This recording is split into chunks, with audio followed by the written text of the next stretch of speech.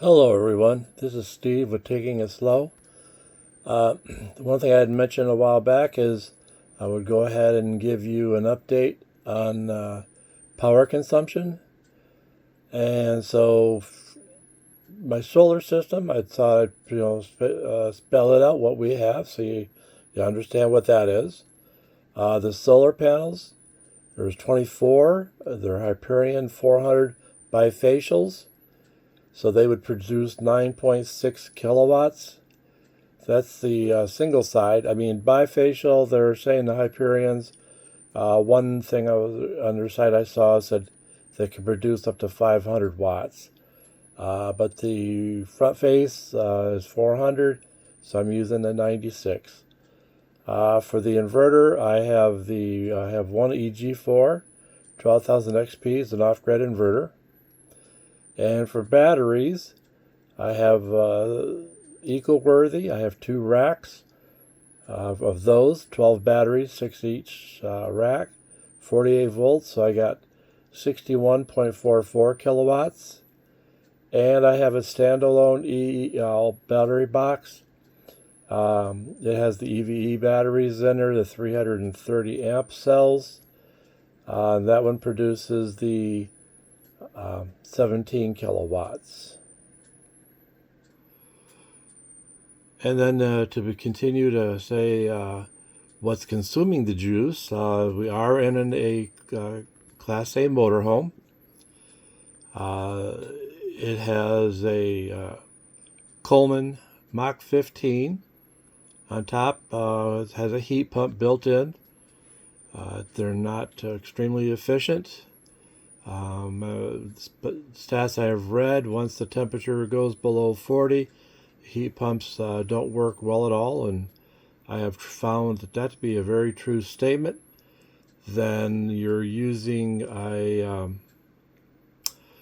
floor heaters to try to make it up, and even those, I have 3 1200 watt floor heaters just to see what I might need for it. But during this test, I did not have to use the 3. I used 2 of them, but I didn't use all 3 of the floor because the heat pump on the roof, the Coleman, temperatures did got right down to 40 degrees, and so it didn't work really well. It is an electric hot water heater. It's a 9-gallon. Again, it's an RV version, so it is not insulated anywhere near like a residential one would be. The stove is gas, so that wouldn't apply. Refrigerator is a residential refrigerator. We do have a washer and dryer in the rig, so that would produce or use up electricity also. The microwave, we have convection ovens, so we do use electricity as much as possible for it. So we don't use the gas stove or the gas oven very much, but we use the convection side of this thing. So that should explain what we have for power consumption to do this. Oh, also we do have a line heater on the sewer line and the water line. So when they're outside, they won't freeze up. They're 400 watt. It's a 400 watt line, and one line does both the sewer and the water, since they both lay on top of the ground. This is an RV. I have not set this thing up to be permanent fixture here. We are looking to go traveling again. But that's what we have for the power consumption. So for this comparison, I'm going to go over, we had an 8-day period. I'm using this particular period because we had very overcast days. Again, the temperatures got down right to the 40 degrees, and this is the result of it. So what I've done is I've listed, we're showing the production, solar production, the consumption, the battery charge, state of charge with the highest that it got for a particular day, and when she had to hit the grid. So day 1 we had a solar production 37. We consumed 37.1. The batteries were charged to 15.6. The high point for the day, we did have 100% state of charge. Day 2. Now this is when the clouds really started coming in, rolling in on us. So we had an 18.9 solar production. We used 22.5. Knew the overcast, so we tried to be smart about the electric use. The battery charge was 11.6. High point for the day, it hit 85%. Day 3, solar production, we got 9.6. Consumption was 22.7. Batteries got 4.6. Batteries are down and out at 71%. Day 4, solar production, 13.6. Consumption we had is 29.3. Battery charge, we got 6.2. Batteries are now at 50%. Go to day 5. Solar production is 12, and these are all kilowatts, sorry. The consumption is 29. Battery charge 14. Batteries are down now to 29%, or the high was 29%. Now, this is where the batteries are set that when they hit 15% to a backup, sorry. When they hit 15%, 20%, it was 20%, that they're to then use the grid to charge the batteries back up to the 25%. So, and we're using it that particular method. So that day, on the 5th day, we used 10.8 from the grid. The cost for that usage was $5.85 for that day, just for the power. That's not the fees, the taxes, connections. That's just it.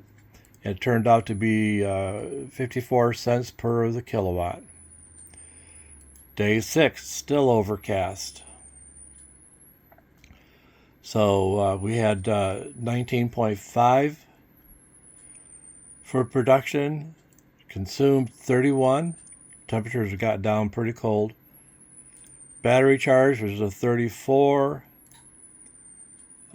State of charge was 42%. Was the high. We did hit the grid for 27.7 kilowatts. The charge that day was $13.75 or 50 cents per kilowatt. Day 7, production 69.6. It got a little bit better in the for sun shining. Pretty good. The consumption was 28. Battery charge was 67. State of charge was 91%. But even that day we had used 8 kilowatts. And explained that would have been in the morning, for anywhere between midnight and when the sun finally came up high enough to start charging the batteries. We had used 8 kilowatts before the sun and the panels could start working to charge the system up. That use today was $3.96, 50 cents per kilowatt. So then we go to day 8. Production 44.7. Consumption was 36. Battery charge 30. Batteries now had hit the 100%. Because our production would have been higher than that, but when the batteries topped off, the panels then stepped down. So that's what's going on with this particular setup. It was a big lesson learned from us on this. Again, our rig is very inefficient, but it showed us what that number of solar panels would do, and the number of batteries and how well that would hold up. And realizing this is temperatures are only in the 40s, not hitting the true below 30 degrees yet. So the number of panels we knew then was not sufficient. The number of batteries played with adding more batteries to it, and so we have done that. And I'll be doing another test and showing you those numbers with the additional solar panels and the additional batteries to say what's going on. Because we can easily see that if you go back to day 2, if we would have been able to double our panels, the number we had, then with the production versus being the 18.9, we'd have had 37 production, which then would have topped the batteries off. And it was a domino effect. So day 3 wouldn't have been anywhere near as bad, or 4 or 5, and potentially we may have been able to have avoid hitting the grid at all in this particular scenario. Like I said, we're doing another solar test right now with a new setup.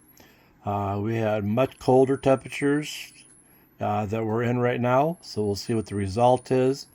And it was a lot harder in the system. So that's the result of this test. If you got any questions, comments, please let me know. And we'll go from there. Hope you're having a blessed day.